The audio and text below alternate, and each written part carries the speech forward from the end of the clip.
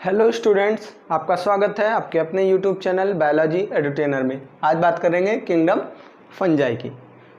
इस वीडियो में हम आपको किंगडम फंजाई का सेल स्ट्रक्चर कैसा होता है ये बताएंगे, सेल वॉल उनमें प्रेजेंट होगी कि नहीं होगी, मोड ऑफ न्यूट्रिशन कैसा होगा, उनके यूजेस क्या हैं, ये हम आपको पूरा डिटेल में बताएंगे। दूसरी चीज़, इसके पहले हमने किंगडम मोनेरा और प्रोटिस्टा के बारे में अलग से वीडियो बना रखा है, अगर आपने नहीं देखा है तो लिंक डिस्क्रिप्शन में है, वहाँ जाके देख सकते हैं। तो शुरू करते हैं इस वीडियो को। फंजाई जो हैं, फंगाई कुछ तो यूनिसेलुलर भी होते हैं और कुछ मल्टीसेलुलर भी। कुछ क्या केवल एक ही है जो यूनिसेलुलर होगा और बाकी सारे मल्टीसेलुलर होंगे। तो मल्टीसेलुलर यूकैरियोटिक सेल होते हैं, मीन्स ये प्रोकैरियोटिक नहीं होते हैं। इनमें न्यूक्लियर मेम्ब्रेन वेल डेवलप्ड होती है और अपीयरेंस होती है न्यूक्लियर मेम्ब्रेन की, सेल पूरी तरीके से डेवलप होगी। तो ये क्या है, यूकैरियोट्स हैं, बिल्कुल वैसे जैसे प्रोटिस्टा के ऑर्गेनिजम्स होते थे। और मल्टी सेलुलर होते हैं। मल्टी सेलुलर में हम एक चीज और जोड़ लेते हैं, एक्सेप्ट यीस्ट। यीस्ट ऐसा फंजाई है जो कि क्या है, यूनिसेलुलर है। यीस्ट क्या है, यीस्ट है यूनिसेलुलर। बाकी कोई फंजाई यूनिसेलुलर नहीं है, सारे मल्टी सेलुलर हैं। लेकिन यीस्ट क्या है, यूनिसेलुलर, यानी इसकी बॉडी सिंगल सेल से मिलकर बनी हुई है। अब यीस्ट की बात अगर करें, या यीस्ट क्या है, फंजाई है, तो यीस्ट के अलग अलग काम हैं। जैसे फर्मेंटेशन में भी इन्वॉल्व होता है, ठीक है, और भी बहुत सारे इसके यूजेज हैं। इनमें बडिंग होती है, तो हम आगे आपको बताएंगे।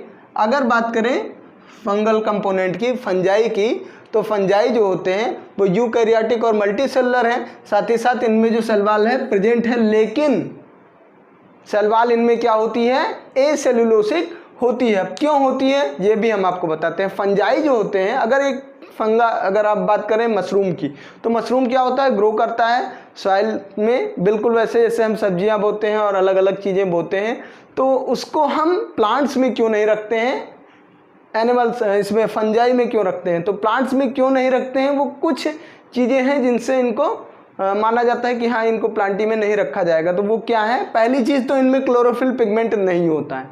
क्लियर, प्लांट होने के लिए ये जरूरी है कि आप में क्लोरोफिल पिगमेंट होना चाहिए। तो क्लोरोफिल पिगमेंट इनमें नहीं पाया जाता। यानी ये क्या होते हैं, ये होते हैं ए क्लोरोफिलस। क्या होते हैं, ए क्लोरोफिलस, यानी क्लोरोफिल पिगमेंट इनमें नहीं पाया जाता है। दैट्स वाई इनमें ऑटोट्रॉपिक न्यूट्रिशन भी नहीं होगा। जब क्लोरोफिल होगा ही नहीं तो न्यूट्रिशन ऑटोट्रॉपिक कैसे होगा, ठीक है। तो एक क्लोरोफिलस होते हैं। और दूसरी चीज, इनकी बॉडी जो होती है, सेल वॉल, बॉडी में सेल वॉल तो होगी, लेकिन सेल वॉल कैसी होती है, एसेल्यूलोसिक होती है। एसेल्यूलोसिक होने के कारण भी इनको प्लांटी में नहीं रखा गया, क्योंकि प्लांट में आने वाले जितने भी ऑर्गेनिजम्स हैं उनमें सेल वॉल किसकी बनी हुई होती है, सेल वॉल उनकी सेल्यूलोज की बनी हुई होती है। लेकिन इनकी सेल वॉल क्या होती है, कुछ डिफरेंट टाइप के शुगर से मिलकर बनी हुई होती है। सेल्यूलोज क्या है, पॉलीसेकेराइड है, शुगर ही है, लेकिन वो सेल्यूलोज से इनकी सेल वॉल नहीं बनी होती है फंगाई की। इसीलिए इनको किस में रखा गया है, इनको फंगाई में रखा गया है, प्लांटी में नहीं रखा गया है। ये चीज़ें हैं, जैसे कि पहली चीज़ क्या, पहली चीज़ ये एक क्लोरोफिलस होता है, क्लोरोफिल पिगमेंट नहीं होता है। दूसरी चीज़, सेल वॉल इनकी सेलुलोज की नहीं बनी हुई होती है, जिसके कारण इनको प्लांट किंगडम से अलग कर दिया गया है। क्लियर हो गई बात। ये क्वेश्चन इंपॉर्टेंट है, पूछा भी जाता है कभी कभी एग्जामिनेशन में। अगली चीज आती है मूड ऑफ न्यूट्रिशन। तो तीन टाइप का इनमें न्यूट्रिशन होता है, mood off nutrition, heterotrophic, saprophytic और सिम्बायोटिक। वैसे हेटरोट्रॉपिक के ही ये सारे पार्ट हैं, लेकिन हम आपको अलग अलग बताते हैं। हेटरोट्रॉपिक मीन्स ये दूसरे लिविंग ऑर्गेनिज्म पर अपने न्यूट्रिशनल रिक्वायरमेंट के लिए डिपेंडेंट रहते हैं। इतनी बात क्लियर हो गई। जैसे पक्सिनिया ग्रैमिनिस क्या है, पक्सिनिया क्या है, black stem rust of wheat, यानी व्हीट में ब्लैक स्टेम रस्ट कॉज करता है पक्सिनिया ग्रैमिनिस। तो वो क्या है, एक टाइप का हेटरोट्रॉपिक न्यूट्रिशन शो कर रहा है, मतलब वो व्हीट के प्लांट पे अपने न्यूट्रिशनल रिक्वायरमेंट के लिए क्या है, डिपेंडेंट है। दूसरी चीज सेप्रोफिटिक, लाइक दैट मशरूम क्या है, सेप्रोफिटिक है, मीन्स ये अपने न्यूट्रिशनल रिक्वायरमेंट के लिए डेड और डिकेड मैटर पे डिपेंडेंट रहते हैं। ये हो गया saprophytic type of nutrition, like that mushroom हो गया। हम आपको हर टाइप के न्यूट्रिशन के एग्जांपल भी साथ साथ में बताते चल रहे हैं। हेटरोट्रॉपिक न्यूट्रिशन में आपके क्या होंगे, पक्सिनिया होंगे, सैप्रोफिटिक न्यूट्रिशन में मशरूम है, ये क्या होता है, डेड और डीके मैटर पे डिपेंडेंट रहता है अपने न्यूट्रिशनल रिक्वायरमेंट के लिए। और थर्ड वन है सिम्बायोटिक एसोसिएशन, कुछ फंगल कंपोनेंट जो होते हैं वो सिम्बायोटिक एसोसिएशन भी शो करते हैं। सिम्बायोसिस मीन्स होता क्या है, इसको कहते हैं म्यूचुअल अंडरस्टैंडिंग। क्लियर, मतलब दो अलग अलग टाइप के लिविंग ऑर्गेनिज्म एक दूसरे से म्यूचुअल एसोसिएशन में जुड़े होंगे, जिससे अगर हम आपको कुछ बेनिफिट दे रहे हैं तो आप भी हमें कुछ बेनिफिट दे रहे हैं, किसी का घाटा नहीं हो रहा है, दोनों का लाभ हो रहा है। ऐसी चीज़ को क्या कहते हैं, सिम्बायोसिस बोलते हैं। तो कुछ जैसे कि लाइकेन एक सबसे बड़ा एग्जाम्पल है सिम्बायोसिस का। लाइकेन क्या है, सिम्बायोसिस का बड़ा एग्जाम्पल है। जैसे कि लाइकेन किसके साथ एसोसिएट हो जाता है, लाइकेन में फंजाई भी होते हैं और साथ ही साथ इसमें एल्गी भी होते हैं। तो एल्गल कंपोनेंट और फंगल कंपोनेंट मिला के बनाते हैं क्या, लाइकेन। क्लियर हो गया। अब डिटेल में हम लाइकेन पर जब वीडियो बनाएंगे तो लाइकेन को और डिटेल में बताएंगे। इनको कहते हैं माइकोबियोन्ट, फंगल कंपोनेंट को क्या बोलते हैं, माइकोबियोन्ट, और एल्गल कंपोनेंट को बोलते हैं फाइकोबियोन्ट। क्लियर, तो ये हो गया एक टाइप का सिम्बायोटिक एसोसिएशन जो कि फंगल कंपोनेंट करते हैं और बनाते क्या हैं, लाइकेन। और दूसरा वाला है माइकोराइजा। माइकोराइजा, इसमें भी क्या होते हैं, कुछ फंगल कंपोनेंट होते हैं जो कि हायर प्लांट्स की रूट से सिम्बायोटिक रिलेशंस बनाते हैं। ये कहाँ पाए जाएंगे, fungus on roots of higher plant, यानी हायर प्लांट्स के रूट पे ये पाए जाएंगे और सिम्बायोटिक रिलेशन बनाएंगे, माइकोराइजा। क्लियर हो गई बात।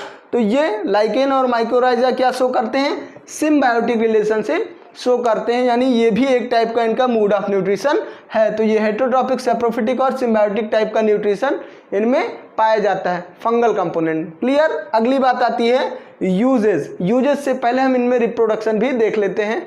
इनमें जो रिप्रोडक्शन होगा वो दोनों होगा, एसेक्सुअल भी होगा और सेक्सुअल रिप्रोडक्शन भी होगा। दोनों टाइप का रिप्रोडक्शन इनमें पाया जाता है। क्लियर। तो आपको डिटेल में इसके बारे में बताया जाएगा जब हम फंजाई किंगडम के बारे में आगे पढ़ेंगे। ठीक है, तो अब आते हैं इसके यूजेस क्या हैं।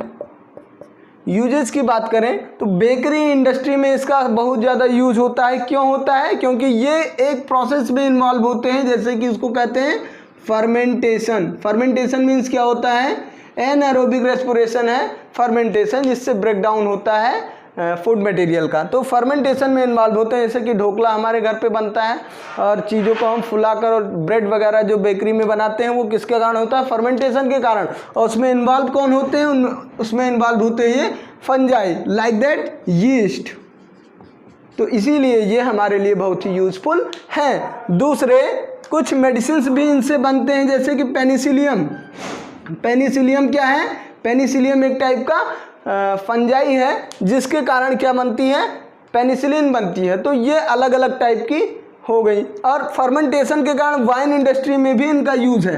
वाइन इंडस्ट्रीज में अगर फर्मेंटेशन ना हो तो वाइन इंडस्ट्रीज में वाइन्स मैन्युफैक्चर नहीं हो पाएंगी, तो वो भी एक इनका यूज हो गया। इनके कुछ हार्मफुल एस्पेक्ट भी हैं, फंजाई के कुछ हार्मफुल एस्पेक्ट भी हैं, जैसे कि यहाँ पे मैंने बताया था पक्सीनिया क्या है, स्टेम रस्ट काज करता है, स्टेम रस्ट काज करता है। अलग अलग टाइप की प्लांट्स में डिजीजेज होती है, जैसे red rot of sugarcane, stem rot of wheat.